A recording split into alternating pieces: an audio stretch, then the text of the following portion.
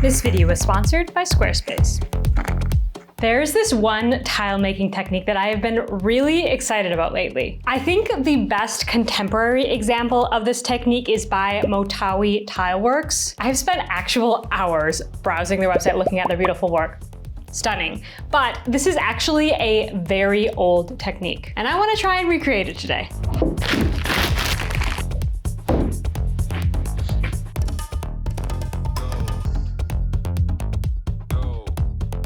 So I'm just using reclaim. This is sort of going to be like sacrificial clay right now, because what I need to do is make a tile blank to make the mold out of. I'm sure there's a better way to do this. There's a more efficient way if you're like doing this on the regular. But for me, the easiest thing is to just make the blank out of clay to cast the mold out of. You could also just use another tile to use as your mold. I just don't have anything that is the size that I want to make, so I'm just going to make it out of clay. Why not? I want to make them 14 by 14. Ooh, this is an unfortunate sized piece of clay.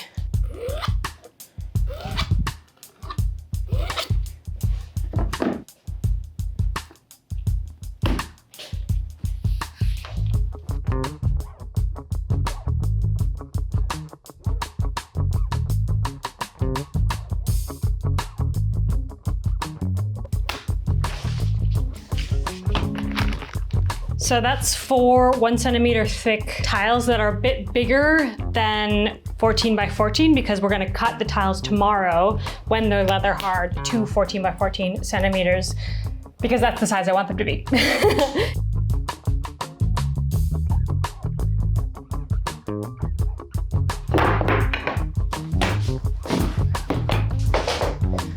While I'm waiting for those to dry, I'm going to make the mold for the mold. It's like a coddleboard situation. If you don't know what I'm talking about, if you never worked with plaster before, just hang on, I'll show you. So basically, I need to make a form that not only my tile is going to sit into, my tile blank, like mold, I don't know what to call it, but then I need to be able to pour plaster around it. So we're going to make a sort of frame structure so that it can contain the plaster. I'm just using these random offcuts. I believe this is wood left over from my pond frog tile mosaic table thing. If you remember that, I am such a wood hoarder. And I just get so tickled when my hoarding pays off. This is the perfect material. Ideally, you want a material that has a coating on it that's not porous so that the plaster won't stick to it. So, pretty tickled by that. And we're just gonna screw it together.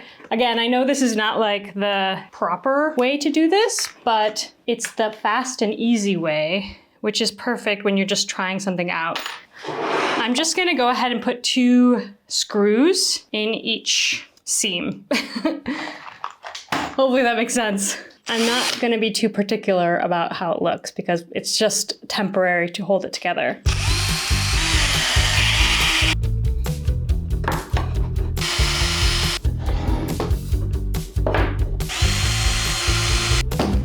Ta-da! It's a frame. So this is what we want, and I'm gonna make 1 more. Why only 1 more? Because I did not have enough wood. So we're going to get by with just 2. And I hope that's not gonna bite me in the butt tomorrow.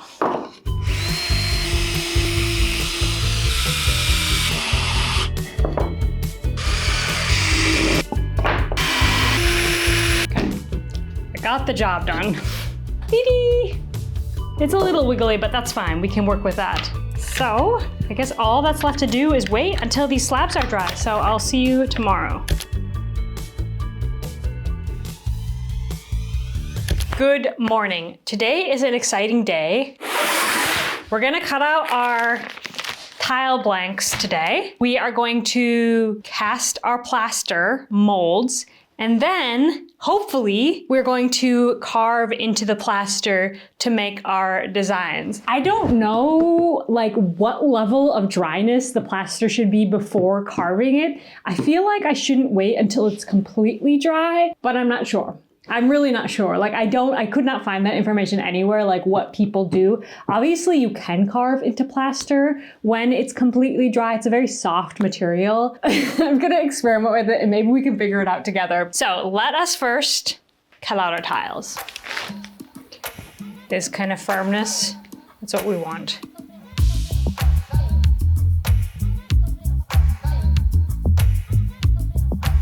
I was just realizing that it's not ideal to cast it with very, very straight edges. I should taper the edges just a little bit so that it comes out of the mold easier. So I guess I'm just gonna use this. This is a 45-degree one. If you have this tool, this is really important to know.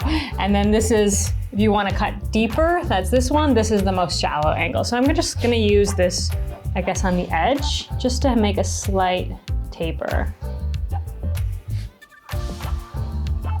And then it will come out of the mold a lot easier.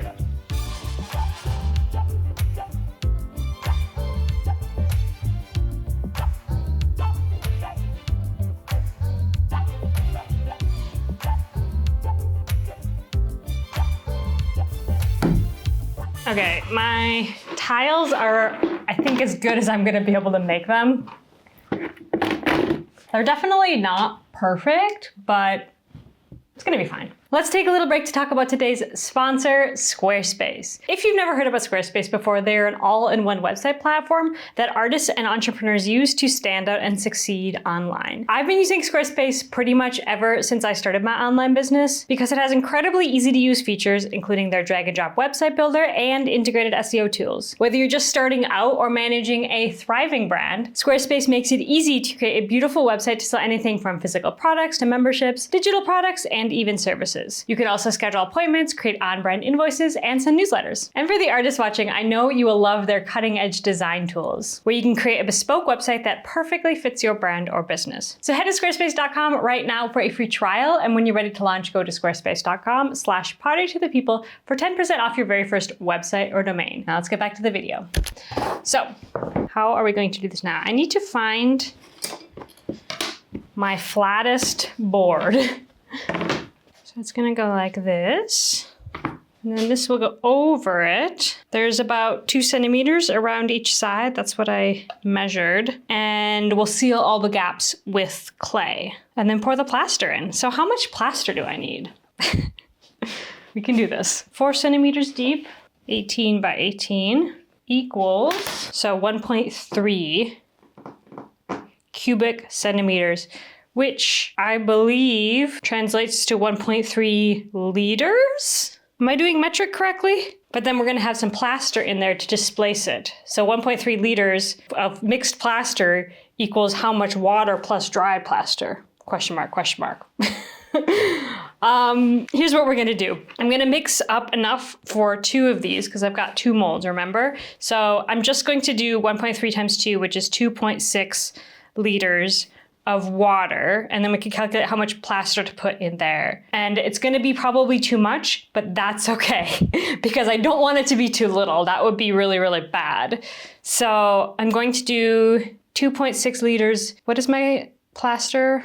Okay, I can't find my notes, but I think it's 4 to 5. 4 parts water to 5 parts plaster. Yeah, equals 3.25 plaster. So 2.5 liters of water plus 3.25 kilograms of plaster. I hope this is right. Let's try it.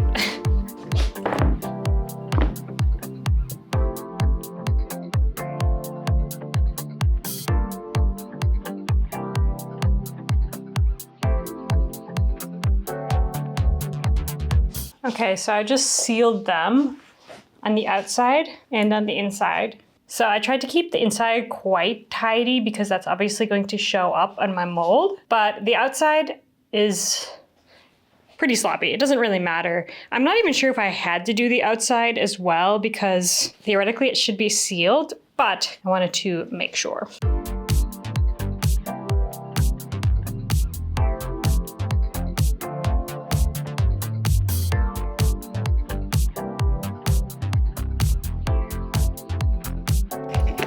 Do this.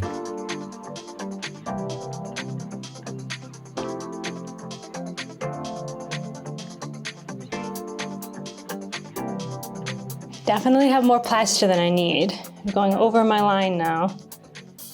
Thicker just means heavier and more annoying storage, but it also means a stronger slab. So I'm sure I'm not supposed to be like going back and forth between them, but okay, that's as thick as I want to make them. It's probably gonna take somewhere between 15 minutes and an hour before I can take these apart.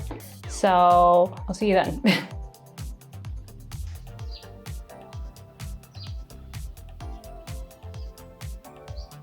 So it's been about 30 minutes. I think I can at least remove the cottle boards, and then I can let it dry out a bit more as well, because it's definitely too wet to carve at this point. And then maybe we can get started on the other ones while they dry a bit more. So just in case you didn't know, you can't put this into your reclaim, this clay. You can of course keep it wet and reuse it for more plaster projects, but if you get any plaster in it, it's not going to fire well. It'll make your pot very messed up.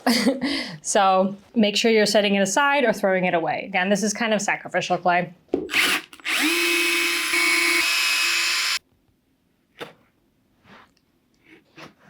And while the clay is still soft, I'm just gonna go around, kind of smooth out these edges a little bit. I forgot to tell you, but I didn't forget to do it. I just forgot to catch it on camera. After I poured the plaster, you wanna vibrate the table a little bit so all of the bubbles can come up. I'll show you the next round I do, but I almost forgot to do it and then I remembered after I turned the cameras off. But you can see all of the bubbles on the top here, you know? That's the bubbles that came up, and you definitely wanna do that because the more bubbles in your plaster cast, the weaker it's going to be. And it's also important to kind of round out the edges because that's going to make it less likely to break later on. Hopefully the plaster did not get underneath the tile. Okay. It did a little bit. You can see this line is a little wiggly, but I feel like it's gonna be fine. Do I dare take out this tile now? I feel like I should wait a little bit longer.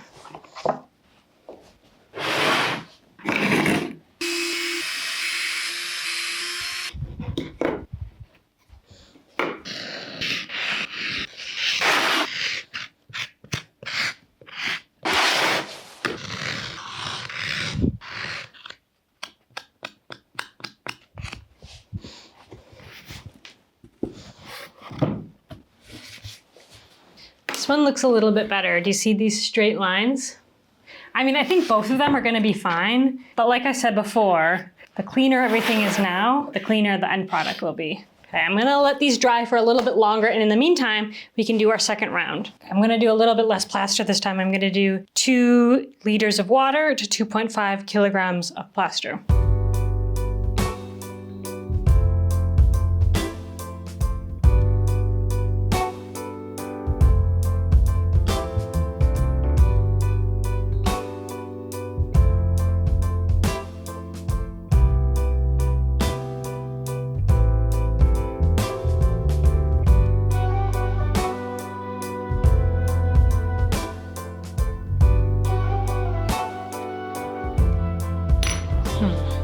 Kind of hoping it would peel out.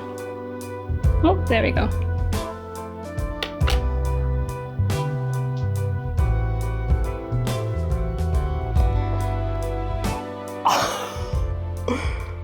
Wow. I don't think I've ever made such a clean mold. How beautiful is that? Wow, wow, wow. So I think I'm just gonna use a rib to slightly bevel this edge and basically continue that angle. Doesn't need to be perfect because it is the edge. I think I need to let this dry more.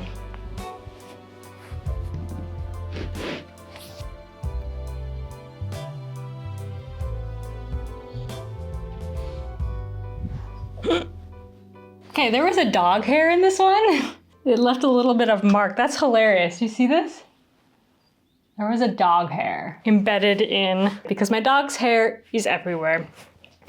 No one's gonna notice once it's finished. This technique, as I mentioned, is like very old, but it is not a very like common technique used nowadays. I mean, there's not that many tile makers anyway, but I could not find any information online about how long I needed to dry. If you know more about that than I do, please let me know. Like, there's not that many people doing this technique, and those that are like not teaching it. They're just doing it and selling the pottery, you know? So I don't know, maybe I'll try carving one now and then I'll try carving the others when it's drier. I guess that would be a good way to learn. I can still feel like a lot of moisture in this thing. I don't know how to describe to you guys the moisture level. It's maybe been an hour since I've cast it, hour and a half, something like that. I haven't shown you my designs yet, have I? So I was inspired by my fish from the book project, the clay book, the latest iteration. I made some trout. So I wanted to make some trout again. And then I also wanted to make another red horse because I wanted to make more red horses after I made those candlesticks before Christmas last year. And then I wanted to round it out with some more animals. So I have a blue rabbit. Can you see? I don't know if you can see. And a yellow dove. So these are just my sketches, and then I transferred them onto this paper that's like 14 by 14. And my plan is to trace through it with tracing paper, transfer the image onto the plaster. Then I'm gonna go in with these guys. They're going to be like very colorful animals. I'm feeling a little bit self-conscious because I am not an illustrator by any means. In the kind of drawing type things I've done in the past, they've always sort of had this filter of like being through tiles or having some sort of other filter on them, you know? This is just a straight up drawing, but I'm hoping that because it's going to be this interesting technique, I can get away with it, hopefully.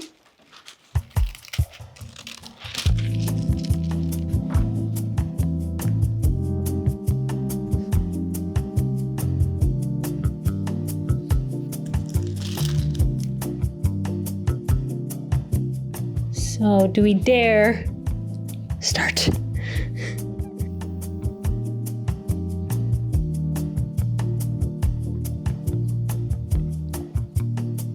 Well, it definitely carves very nicely. I'm using this tool here. I don't know if it's the right tool to use, but that's what I'm using for now. So if you can imagine, I'm gonna add clay to this mold. And then in all of these lines, there's actually going to be a ridge, which will allow me to add these colors. And I really like the look of having that crisp line in between the colors as well. So you can sort of see how it's made. I'm also curious, like, how detailed can one get? What's definitely true is, I mean, it's taking me hours to get to this point, and if I slip, the whole dang thing is destroyed.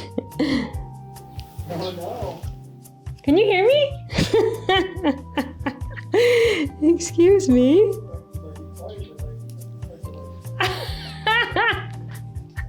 It's stressful. Well, I'm gonna feel self-conscious to keep talking now.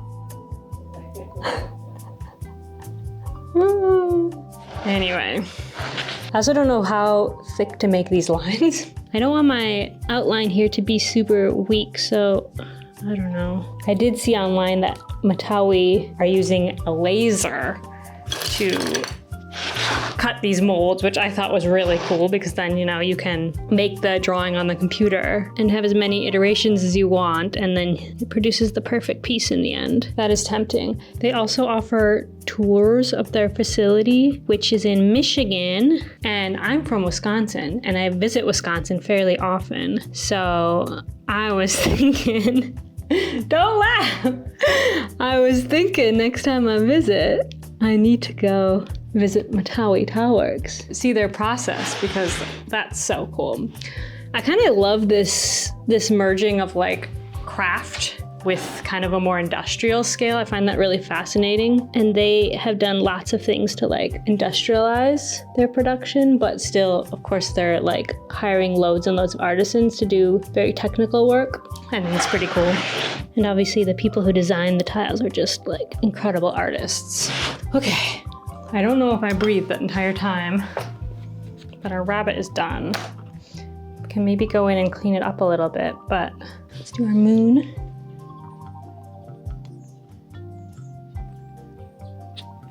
Oh, see, that's what I was worried about. That was not a smooth carve. I wonder if my plaster was chonky there. See, now I'm worried that my other ones are gonna get too dried out if I wait until tomorrow.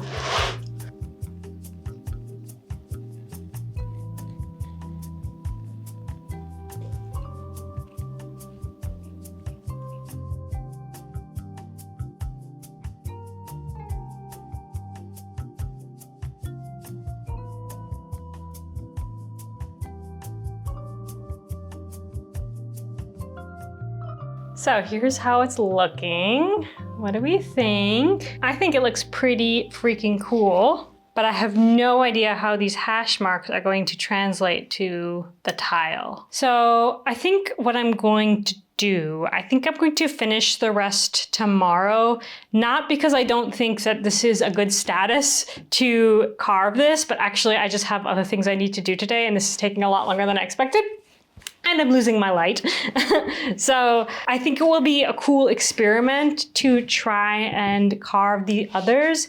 I might wrap them in some plastic so that they don't get too dried out. I mean, the plaster won't dry in a day. Like, it's not going to be completely dried out by tomorrow. So it will be cool to see, you know, the progression of drying, how this affects the carving. Like, doing all those hash marks, I don't know if I just don't have the right tools, but it was quite intense on my wrist. So I'm a little scared for tomorrow. So yeah, let's just see, and I will see you tomorrow.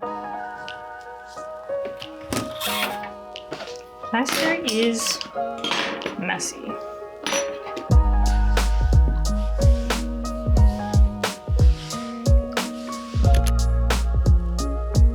Okay, it's a couple hours later, and I did all the things I needed to do, so I'm back at it. My plaster is still quite wet, but I wanted to carve one more tonight in case it gets really, really hard by tomorrow.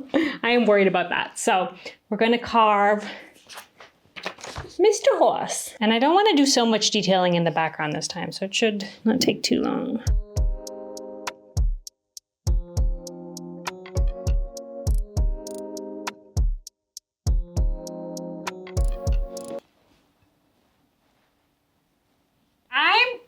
With my horse, but again, I have no idea how these are going to look when they're done. It's really, really hard for me to conceptualize how much detail to add. So while I feel like this is super, super simple, it might be just fine. Like, adding too much detail, I think that this is going to be like the main crux of this experiment. Like, that is the question. Is my question anyway.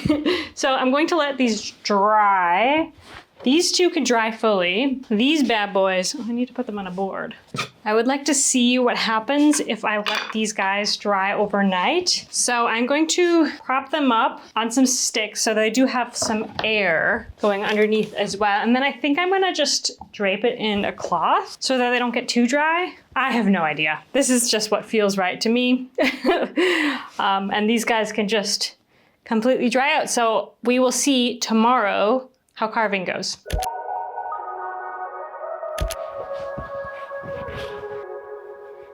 It's the next day. These are definitely still quite wet. I'm actually surprised at how wet these are. I wish I could describe the level of wetness so you would understand, but I'm actually surprised. I'm gonna go ahead and carve the other two today, and we'll see how tricky it is.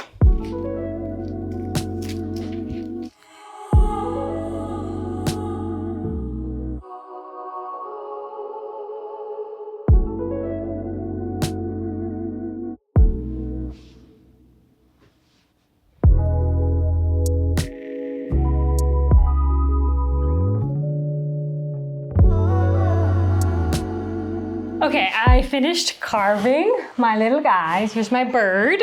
In hindsight, I'm not so sure if it was a good idea to carve the rabbit in the way that I carved it with all of these extra hash marks. I don't know. It's gonna be an experiment, but I decided to go way simpler with the other ones because I think it's gonna be too busy. I think it's gonna be too messy. Like, it looks so simple right now, but it's going to be filled with color. It's going to shrink a bit. It's going to be a tile. I have a feeling that I'm going to like the simpler ones better, but I'm glad I did this because then I can have that as an experiment as well. I really like my little fishies. I really like my bird. I'm not so sure how I feel about the horse. I feel like I got the proportions very wrong on my horse, but we shall see. I'm going to let them dry now. I think it's gonna take about a week. I will put them in the kiln room where it's warmer, and I'm gonna run my dehydrator for a little bit as well. So I'm thinking about a week. That's usually how long it takes my bats to dry, which are about the same thickness. So yeah, I'll see you when they're dry, and then we can actually cast them and we can see how they look. I'm very excited about that. Also, the other thing that I totally didn't think about is all the images are going to be reversed, so hopefully they still look good in reverse. We shall see.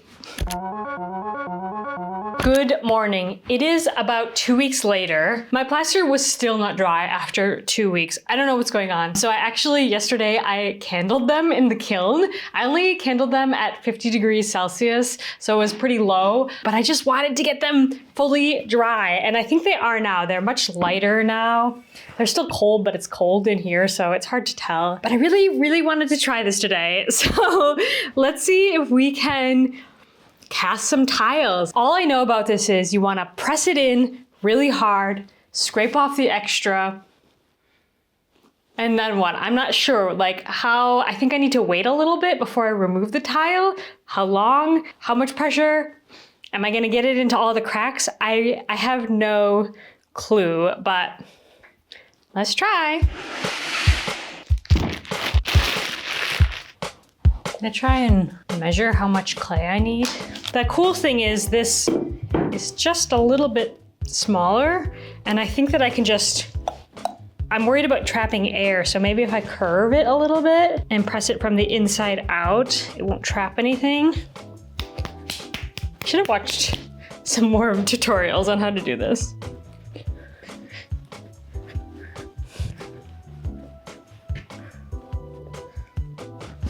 I don't know if I should let it dry a little bit before cutting it. I think I'll just try cutting it.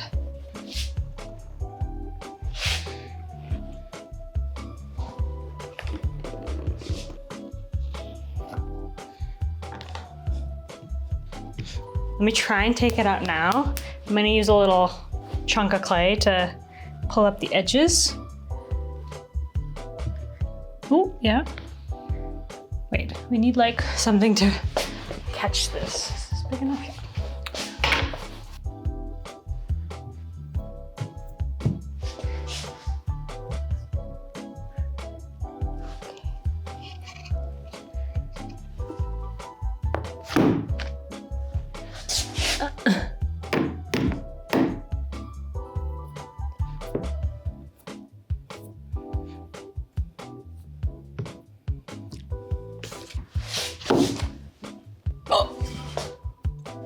Not bad. I lost a little bit of definition in this corner here, but that's fine. Look at how good the rest is though. It is quite a nice little recess. I'm actually quite shocked at how easy that was. I obviously didn't get it perfect, but this looks really good. I need to focus on pressing it into the corners.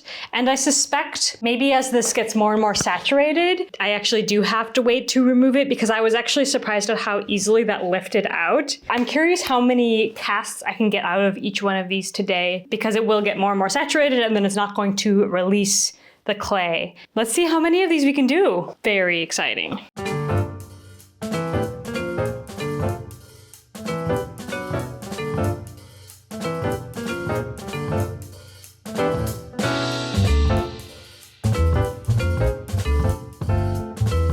So as I predicted, they're getting harder and harder to remove. I'm not really sure what I'm supposed to do now. It's just not lifting. And I also waited. Maybe I should put the clay in all of them and then, start at the beginning. So it has I don't know, 10 to 15 minutes of drying time. I've been alternating. So I just put the clay in this one and I'm trying to lift this one up. And I've only this is my third cast on this mold. I didn't expect it to get overly saturated so fast. I thought maybe after 5 or 10.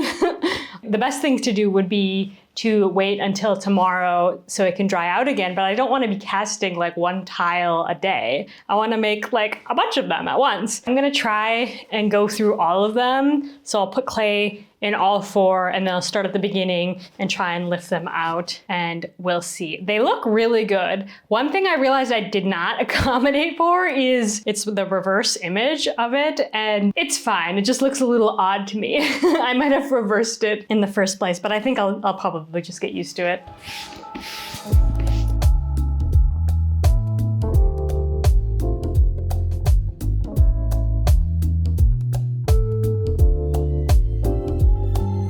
I managed to cast 17 tiles. My forms are totally soaked. I cannot get through any more, but I did manage to get through.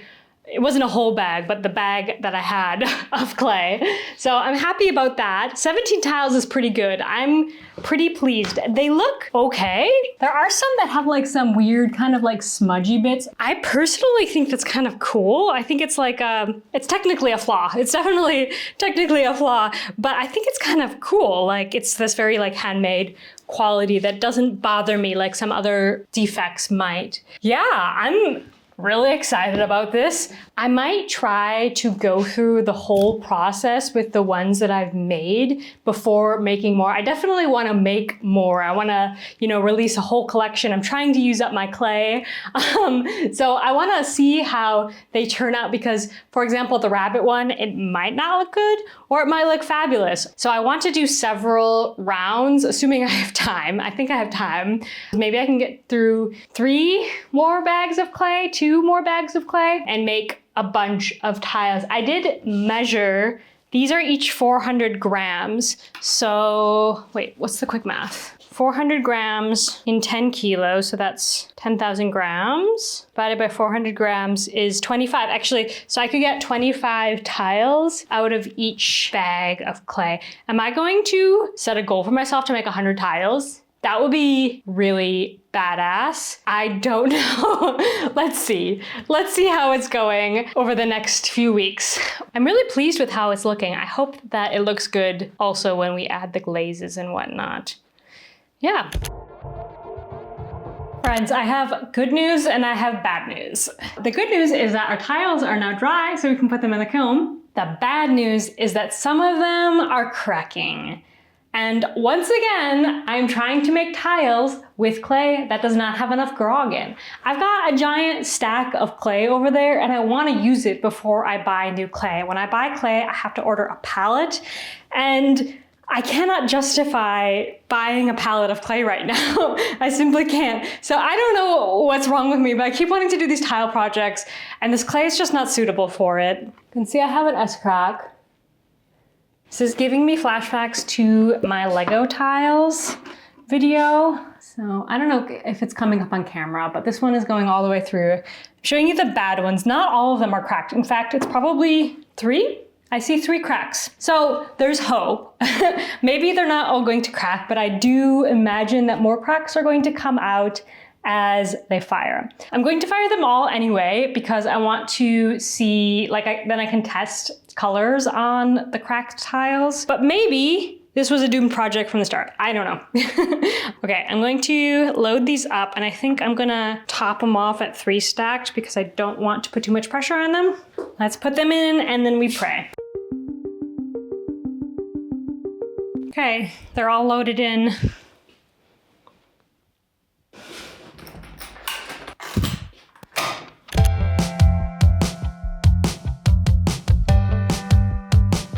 Kiln has cooled. Let's hope for no more cracks. I mean, there's cracks, but I don't remember which ones were previously cracked and which ones were not. Not all of them are cracked. Like, perfectly good.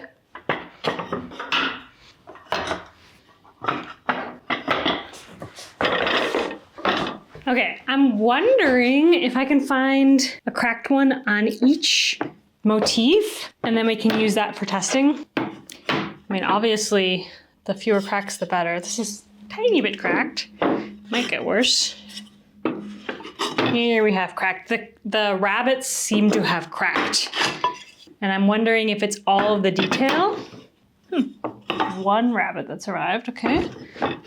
I think my favorite so far has got to be the fishes. Okay, my plan for today is to do the colors that I've planned. Where's my notebook?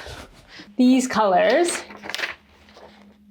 I'm just going to apply them to these 4 today. I want to put them through the kiln before we commit to all of them. I have learned my lesson, particularly most recently with the Lego one, although I did not learn my lesson about grog content in tiles. But let me see if I can organize these glazes, and then I'm just gonna kind of paint by numbers and fill in all of these tiles. This is my color palette, by the way.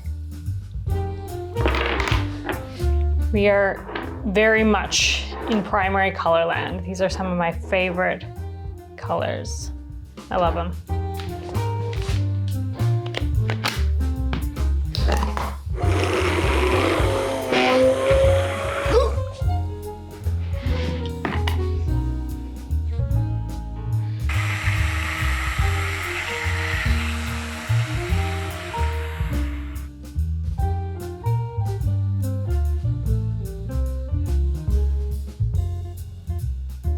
Okay, I'm going to just fill them in now. My only other thing is I need to figure out which tips to use because these glazes have all different densities. And let's see. Let's start with the rabbit, huh? The one that, it's a little bit of a sacrificial piece, let's be honest.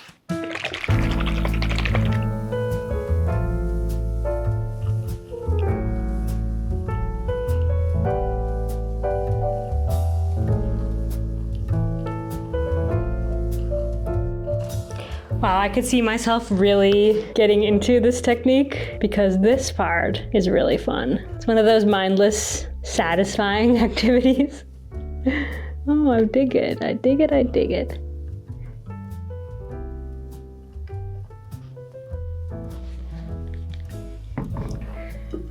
Fun.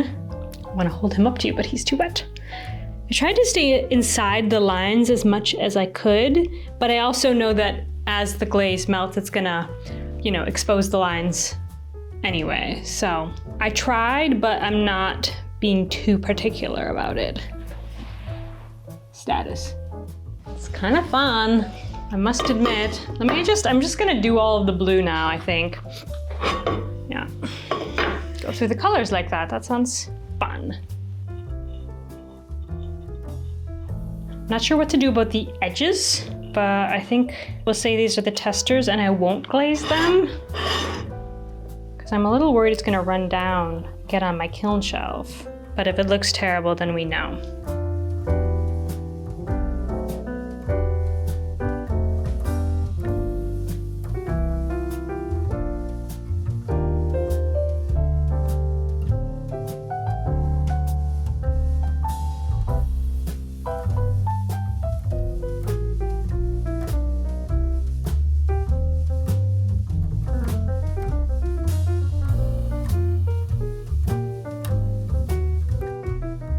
I gotta say, I am really enjoying this process.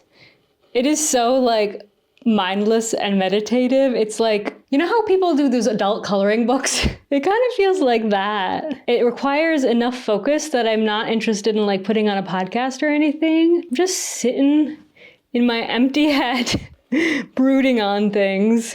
Sometimes, I'm not complaining about my job because I have the best job ever, but sometimes I just get really overwhelmed with the amount of decisions I have to make in my day-to-day life because, yeah, having a business, making stuff all the time, especially creative stuff, it's a lot of creative energy that goes into it. And while it is fun and it is the best thing ever, sometimes I just want to turn my brain off. And I think that's why I like these kind of mindless meditative processes. And I'm a very slow kind of contemplator with these types of with projects, not these types of projects, but these big creative concepts. I'm a brooder, and this really facilitates that. The other thing that has been so helpful lately, I deleted Instagram. This is so cliche. I deleted Instagram and I feel so much better. This is so cliche, but it's true. So I deleted Instagram for, I think it was 4 days or something like that. I was just fed up with it. I wanted a mental break. I deleted Instagram, I deleted YouTube. So I was having a content break. The amount of creative energy I suddenly felt was kind of insane. Literally, maybe the second day or the third day. I felt so good. And then I re-downloaded it last night because I have a video going live today and I wanted to, catch up on my DMs and, post about the video that's coming out today. And within, I'm going to say 5 minutes, this insane panic came over me because I saw something that I shouldn't have seen. Or this is going to sound so dumb, you guys, but I saw something that threw me into an absolute panic. It's not going to be what you think it was. It was nothing horrible. It was nothing political. It was nothing gory. It was another artist. So you guys have seen, well, maybe you've seen, my last video was these Narikomi bowls. And I had just finished filming that a couple days ago. And the way that this whole video production process works, usually there's a big gap between finishing a video and publishing the video. So IRL, it's just the beginning of April right now. So you'll see when this video comes out, the gap that exists. And that's, because of a bunch of different things. It's because of my editor schedule. It's because of vacations.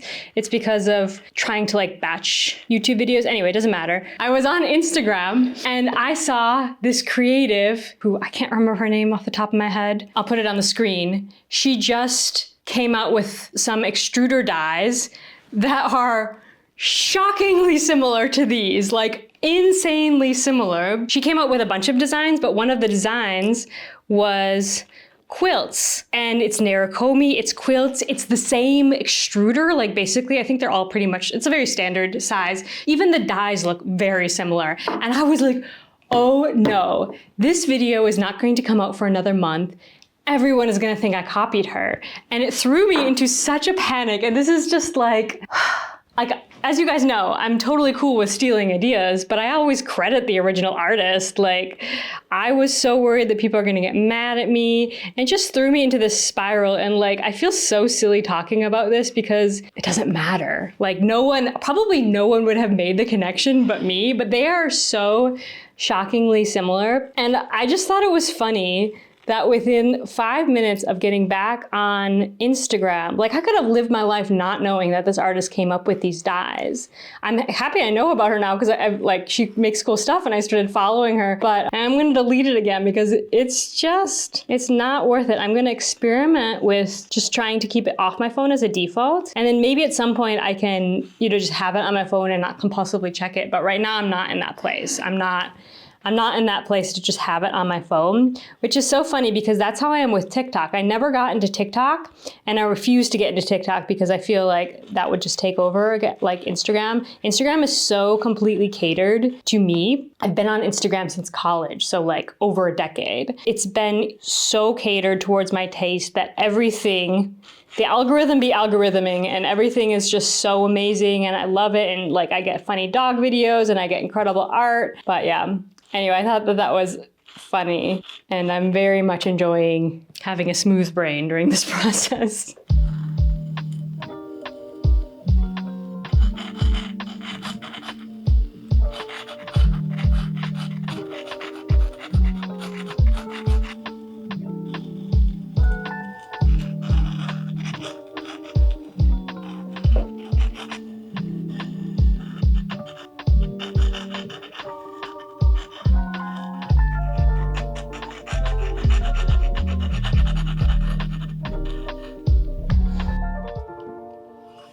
I am hoping that they're going to look good.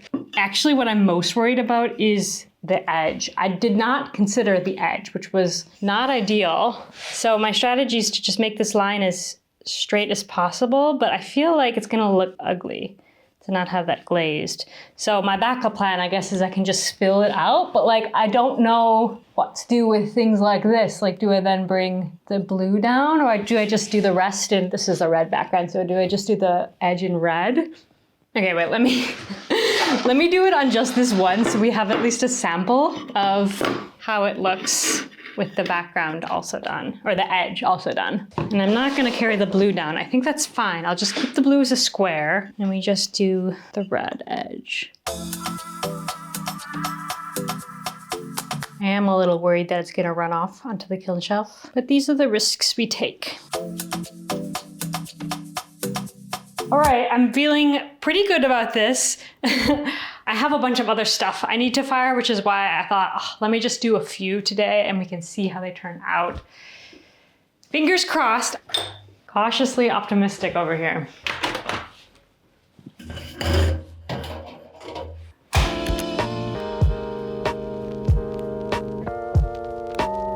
Our kiln is now cool. I'm a little nervous about these colors. I'm worried it's gonna be like too primary. Ooh, okay. It's pretty bold. Okay, I mean, these ones are cracked pretty bad.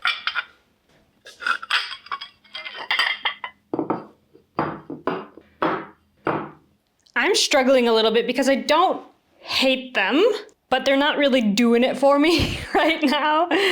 I really like certain elements of them. I wish these two at least were facing the other way, so I really messed up that whole mirror thing. I just didn't think about it. And then I think I'm having the same problem that I had with, if you saw my Lego tiles, I think I'm having the same problem with that where I try to do too many things and so they just don't go together. And what I learned from that is like, relax, pull back on your color palette and it will be better. I mean, I don't like the red background on this. This is just, it's too intense. What if we did the same background on all of them? I think what I'm most drawn to is the blue, but is the blue too much? I wonder if I should do the same blue I did with my Lego tiles. So this is not the best example because it's not, I don't actually have any of the finished pieces anymore. I sold them all, but this was a little bit defective, so I kept it. This color with my red.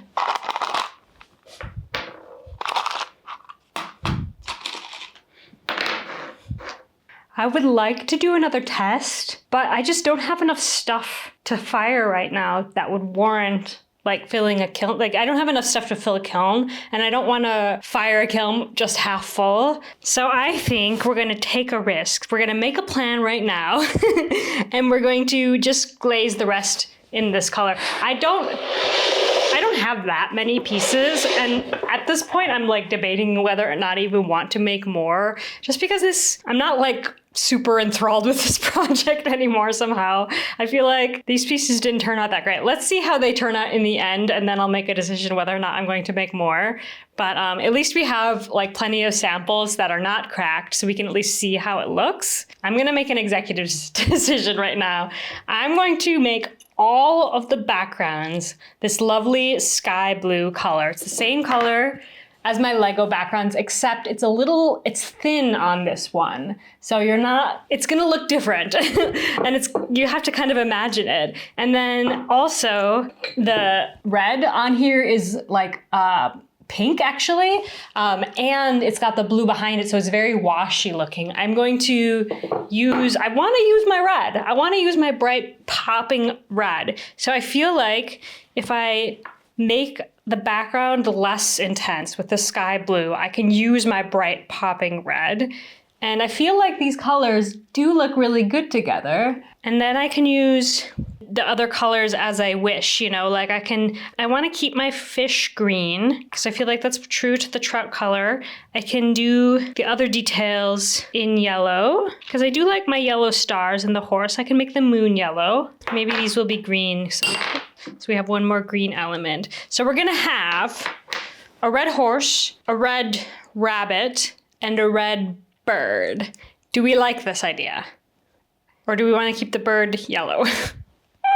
Because it's going to be weird because I want to keep it's so hard to visualize. I want to keep my fish green. Kind of want to keep the bird yellow. We'll have a background of blue and then the corners will be green. That will look nice, I think. It'll be more subtle than the rest. They might not all match. They might not go together, but maybe that's fine. I think this is what we're going to do. In an ideal world, I would make more samples. Also, my background on my rabbit actually turned out really cool. Now I'm quite bummed that most of the rabbit's cracked because this texture actually looks awesome. And I really like the blue rabbit here, but we need to pull it in.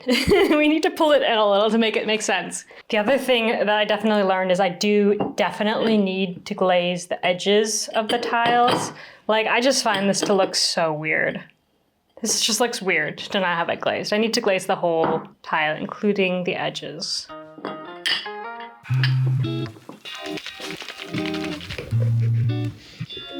I never seem to learn that I can't store my glazes in here.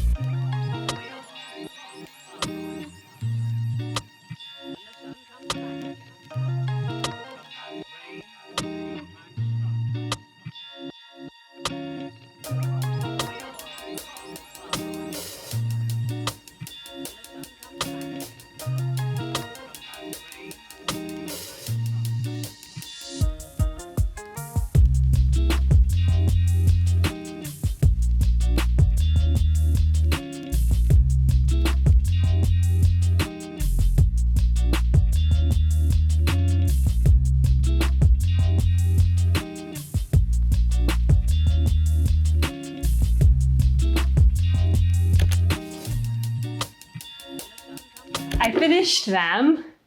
You pretty much can't see anything. It's just crazy how dull and uninteresting glazes look before they're fired. Like, I wish I could show you the fruit of my last 2 days of labors, but we'll have to wait for that. So let's load these into the kiln.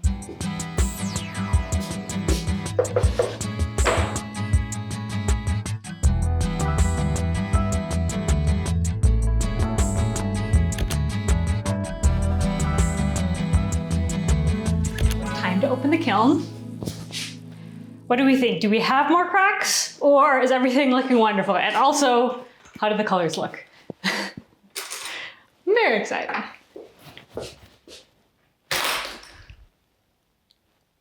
Oh, our tiles look interesting. What do we think? I think I like them. I think we made some good color choices. I also just love the texture of it. It's so, I don't know, I just somehow, that clay that's poking up creates this, I don't know, it just feels good. It feels good. Ironically, I think I like the pattern in the background of the rabbit less now than I did with the green background. I don't know, I just think I like this color combination more than this one, but I'm not sure. I really like my fishes. My only complaint about the fishes is I feel like I should have put the green on a bit thicker. I'm not sure why it's so light, but I still really like them. And I really, really like my horse. I'm a little bit surprised because it's still reading a little bit My Little Pony to me, but I just like the colors so much. Like, it's almost irrelevant what's depicted because the colors are just so stunning to me. I like them a lot. And I think it was definitely a good decision to pull back the colors a little bit. I don't have my samples out anymore, but I think the original colors, they look so nice on these small little tiles because the intensity of the color is very small. And then you have, you know, the wooden table or whatever is in the background and the white of the clay itself on the rest of the test tile. And I think like these vivid colors are so beautiful, but I need to make sure I put them in like smaller doses. The vivid red works really well here because all the other colors are more muted. I wish the green was a little bit stronger. Like on this one, it's quite faded out. You can see it a little bit more on this one. This one's a little bit more green. I wonder also, because they're tiles, the kiln was packed quite tight. It's possible that some of the colors got burnt out a little bit. I'm really impressed by this red because typically red is the color that usually gets burnt out, but it did not. I really like them. I really like them a lot. And I'm wondering what I want to do with them. So I do want to make them for sale, but I was also thinking how cool would it be to like frame these? I mean, of course you can put it on your wall like a normal tile, but I want to kind of elevate tiles to the status of art. And I think by making a frame and hanging it on your wall, it becomes art. You know, it's very clear that it is art. I don't know why that's important to me, but I just want to put these things up on a pedestal a little bit. And I was thinking about maybe, I wonder if my woodworking skills are powerful enough to handle the tiles, because I don't have them in here anymore. I tidied up the studio, so everything's like put away now. I also want to frame my crochet granny squares, if you remember those.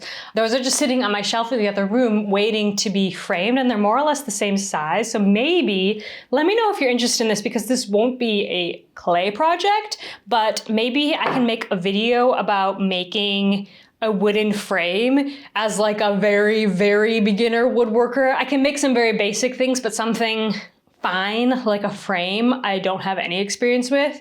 So let me know that would be an interesting video for you guys, because I think I want to make frames. I'm going to list these for sale in my web shop, and if I can manage to make some good frames, maybe I'll have them available so you can like maybe choose if you want to have this with or without a frame.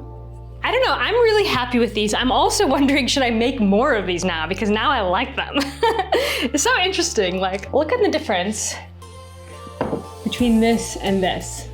So this looks kind of rough because it doesn't have the outside. The colors are just a bit more harsh. It's possible I also did 2 layers of red on this one, I don't remember.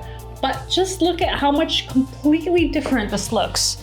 Like, man. Make testers is my conclusion. That's my learning experience. Let's take this one away. That's what I learned from this project, is you gotta make testers. All right, friends, I hope that this video was fun for you. I hope that you learned something. I hope that you were entertained, and I will see you in the next one. Bye, friends.